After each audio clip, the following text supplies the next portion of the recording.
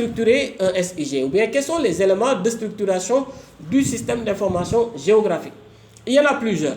Quand on parle de système d'information géographique, il y a avant tout le matériel, mais c'est dans un ordre, ou disons qu'il n'y a pas d'ordre, hein. Je parle dans un désordre, parce que tout simplement on est dans un système. Donc vous prenez l'idée du cycle de l'eau. Dans un cycle, il n'y a pas de commencement, il n'y a pas de fin. Mais les éléments constitutifs d'un cycle sont concomitants et opèrent de façon concomitante. Dans un système aussi, les éléments constitutifs sont interdépendants. Par conséquent, il n'y a pas les éléments qui vont après les autres. Tous les éléments doivent se retrouver dans ce dont on est en train de parler. En l'occurrence, le matériel. Le matériel ici renvoie à l'ordinateur, à ses périphériques, mais également aux réseaux qui sont en disposition donc dans le cadre de ce matériel et qui permettent d'opérationnaliser les processus de mise en œuvre du travail qu'on est en train d'opérer.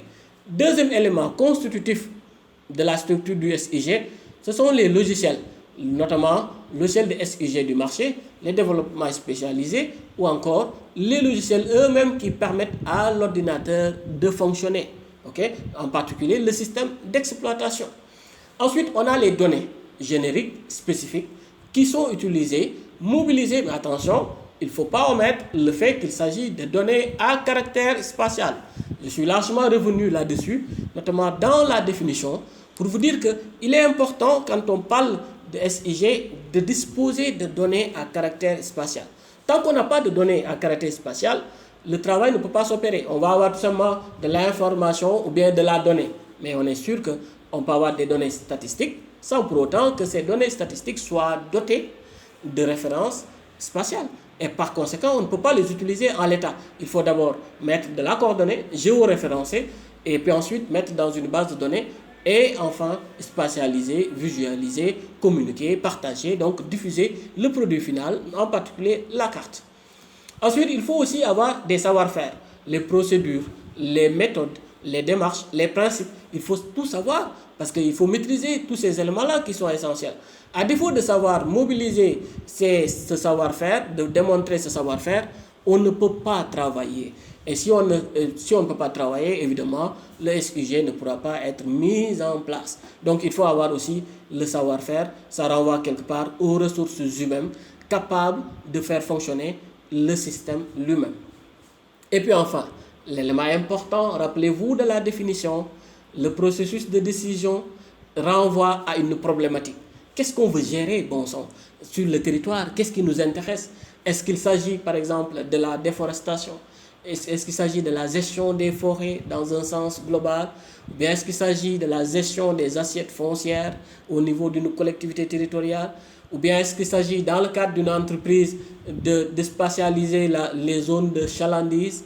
Okay? Ou en tout cas de mettre des stratégies, développer des stratégies basées sur en rapport avec le système d'information géographique sur le trop-plein et le trop-vide pour reprendre les concepts de l'aménagement du territoire et donc développer ces marchés et ainsi de suite. Mais dans tous les cas, ce qu'il faut retenir, c'est qu'il y a une problématique. Et dans le cadre de cette problématique, le SIG nous permet de décrire, de collecter des données, de les stocker, de faire des comparaisons, de faire donc de l'analyse spatiale, de comprendre, de communiquer, de simuler des scénarios, de partager des évolutions, de définir donc, bref, des problématiques que l'on est capable en retour de gérer avec l'outil SIG. Donc une problématique nous permet de répondre à un besoin spécifique. C'est ça qu'il faut retenir, c'est ça le message.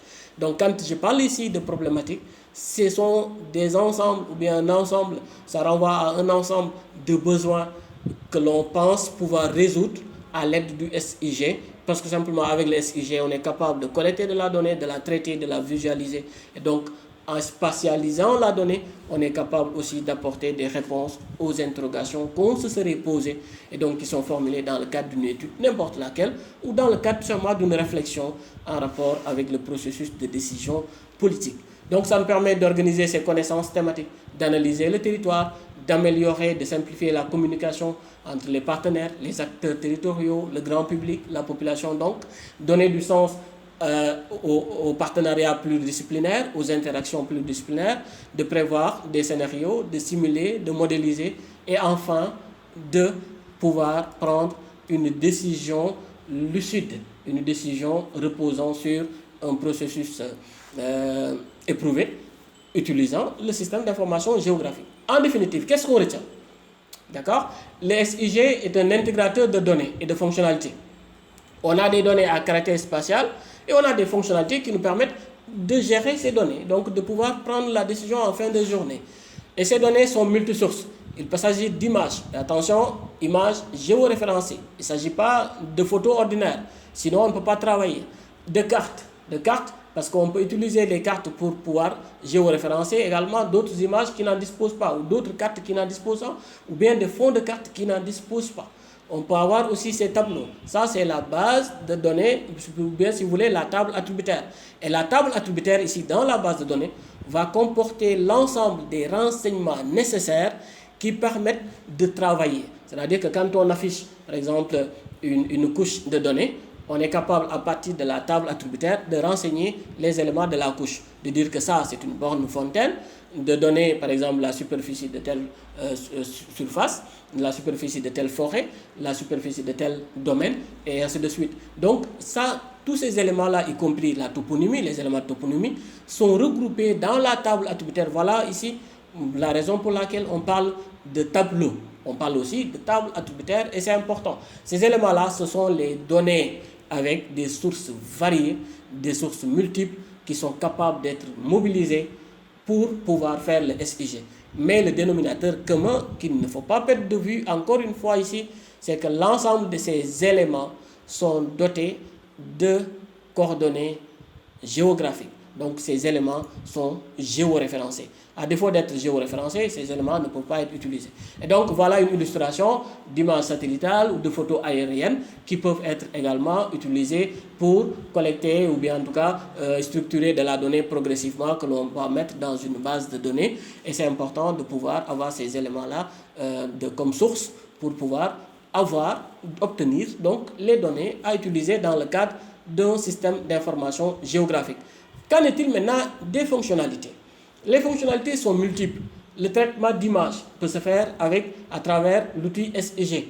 On peut, à partir des traitements que l'on effectue, disposer de la donnée, collecter de la donnée, structurer cette donnée-là, l'organiser, la spatialiser, etc. Et ça nous renvoie à un deuxième ordre de fonctionnalité en rapport avec les analyses spatiales. Les analyses spatiales sont fondamentales parce qu'elles nous permettent finalement de faire des études de cas, de comparer des variables au sein d'un espace considéré, de prendre des décisions sur la base de ces analyses qui sont réalisées, et donc d'opérationnaliser, d'optimiser les processus de prise de décision.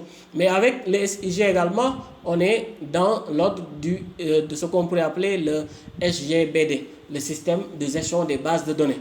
À travers ces outils-là, on peut structurer une base de données, on peut entretenir la base de données, on peut faire évoluer, mettre à jour cette base de données, on peut transférer des données, on peut également faire de la segmentation de la donnée, on peut visualiser de la donnée, on peut importer de la donnée à partir de la base, visualiser la donnée, la cartographier, donc communiquer à partir de cette donnée et de sa spatialisation. Ça, c'est extrêmement important. Mais le dernier élément reste également important, tout aussi important que les autres, en l'occurrence, les analyses statistiques. Quand on parle même de base de données, et qu'on parle même du SIG de manière générale, il est difficile de faire un SIG si on n'a pas de données statistiques. Parce qu'encore une fois, la cartographie thématique, par opposition à la cartographie générale, donc topographique, repose essentiellement sur l'utilisation de données statistiques. Et justement, ce sont ces données statistiques-là qui nous permettent de réaliser les traitements qu'on a envie de réaliser, de mobiliser les outils à notre disposition pour spatialiser la donnée, de faire les traitements nécessaires, donc de faire la cartographie résiduelle, donc en fin de compte de produire la carte elle-même, et donc d'aider le processus décisionnel.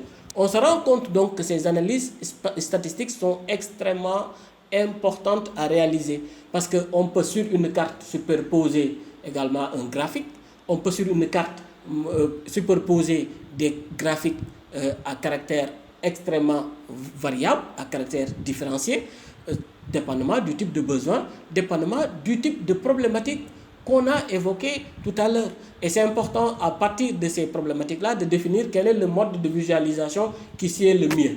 Le mode de visualisation va également quelque part dépendre du type de données à notre disposition. Parce qu'on ne peut pas adopter toutes les visualisations à tous les types de données. Ce n'est pas possible. Donc il va falloir faire des choix. Mais ça, ce sera l'objet d'une autre présentation dont on pourra parler donc, dans le cadre du cours. Voilà les éléments essentiellement que je voulais partager avec vous en termes d'approche conceptuelle du système d'information géographique. Bien sûr, il y a d'autres éléments que je pourrais aborder donc, dans une prochaine séance. Je vous remercie.